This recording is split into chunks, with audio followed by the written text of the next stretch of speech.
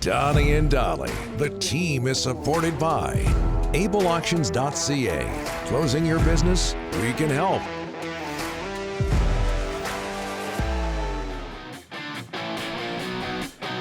Welcome back, everybody. May Day. It's May Days at Passant Motors. Huge promotions, greatest selections. All of our guests today brought to you by Passant Motors, and that includes Scott Niedermayer standing by. Check out why Passant Motors is consistently the #1 rated dealer in the Lower Mainland. Visit them online at passantmotors.com. I'm not sure if there's a hockey player on the planet who's more well-decorated than Scott Niedermayer. He's won pretty much everything, certainly from a team point of view, Stanley Cups, Olympic gold medals, World Hockey Championships, Junior Championships. He's also a Memorial Cup champion with the Kamloops Blazers. The Memorial Cup starting today up in Kamloops, Game 1, the Blazers against Quebec. And we thought we'd get Scott on the show to talk about that and other matters hockey. Scott, thanks for doing this, sir. How are you? Good morning. I'm doing well. How are you guys? Good, very well. Memorial Cup. You took part in multiple Memorial Cups with the Kamloops Blazers. I would imagine today would bring back some memories. Yeah, it's a while ago now. Unfortunately, back in 1990 and 1992 were the two Memorial Cups that I played in with the Kamloops Blazers. But it's exciting for my old town, my old city to be hosting the Memorial Cup this year. I imagine I'll drive up there, watch a few games, to just kind of bring back some great memories for sure. What sticks out when you think about those great Blazers teams of the 90s that you were a part of?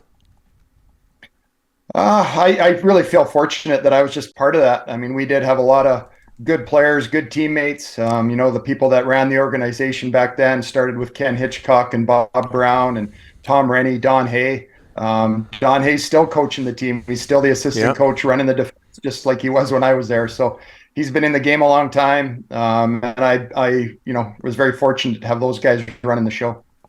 Scott, I've seen the goal a million times. It's one of the greatest goals in Kamloops history. You set up Zach Boyer, seconds to go. You beat Ted Nolan's Sault Ste. Marie Greyhounds in Seattle at the Memorial Cup. You still think of that goal sometimes? Yeah, it was a pretty dramatic ending to, a real close game. And that's one of the fun things about the Memorial Cup. It's challenging, but, it becomes down to sort of this one-game tournament style format, which you're not used to playing. You go through the best of 7, best of 5 series when you're playing in the playoffs in your league. And now all of a sudden you're playing teams from the other side of the country, teams you don't know anything about, and it comes down to one game. So it was a great game. It was a close game. And, it was just a really weird circumstance. I actually got caught up the ice, ended up stealing the puck on my way back check and trying to, make sure they didn't score. And I turn around and I see Zach streaking behind their defenseman. So I made a pass to Zach Boyer. He went in and scored with, I don't even know, what was it, 18, 15 seconds left in the game to win the Memorial Cup. So pretty dramatic. Scott, you moved your family from California to Penticton not long ago. You got the kids going in hockey academies. Josh, a defenseman, you just watched the Penticton Vs won the BC Hockey League title. How exciting was that? Yeah, you know what? It's been great here. Our older boy, Jackson, played a few years for the Vs. And then Josh, now as an 18-year-old, has been there for 3 years. They won back-to-back BCHL championships, which, was pretty impressive. They were fortunate in some ways. There was about 14 kids that came back from the team last year. So the expectations were pretty high, and it was amazing just to watch them, continue to work and compete. Even when they were it seemed they couldn't be beat. They just kept putting the work in. And for young players, to me, that was extremely impressive. And they earned it and kind of stuck with the hard work, the team first attitude, and that allowed them to win 2 years in a row. Hey, Scott, you see these kids go to academies. Back when you played growing up, you ended up being one of the best skaters in NHL history. Talk about you doing it without going to academies. How was that? Yeah, I mean, it was a different world back then. Yeah. There was no other options. We just, you grab your hockey bag, you head down for tryouts for minor hockey in Cranbrook, where I grew up. And, you see how it pans out after a week or two of trying out for your team. And we did a little bit. My parents put my brother and I in figure skating when we were real young, basically learned to skate. We did some power skating lessons, so that was probably the the early stages of people doing extra skill development, whether it's skating, stick handling, shooting, off ice training.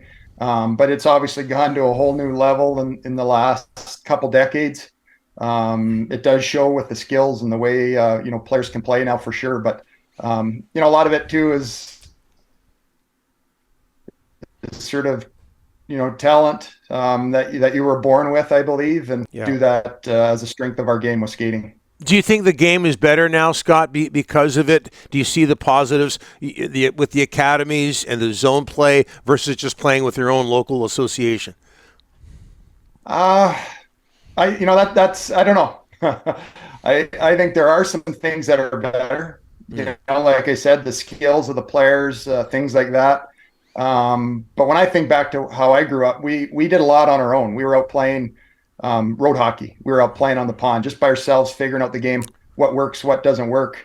And I feel now there's there probably is too much coaching, telling players where to be every situation on a game, and you don't really have time to think of that when you're playing. So I think there's some good and bad, and that hopefully we can get more good than bad as we move forward. Yeah, positives and negatives, like everything in life. Hey, NHL, Scott, I don't know if Quinn Hughes is the answer, but is there a National Hockey League defenseman right now? We see what Brandon Montour is doing with the Florida Panthers, who reminds you of yourself when you were playing.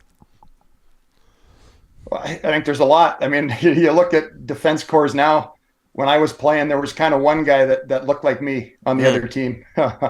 Now there's 3, 4, on each team that can skate. Maybe not the biggest guys, but they can move the puck. They join the attack. They support the attack.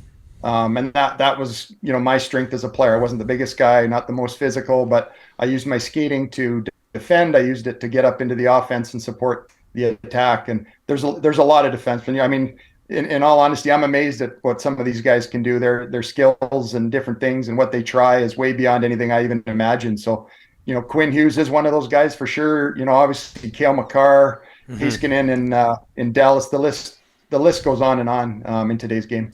Where do you think the NHL game is at right now, Scott? You know what? I really enjoyed watching the playoffs. I say this, like back when I was playing, it seemed like the same game. It just was a little bit harder, a little more intense.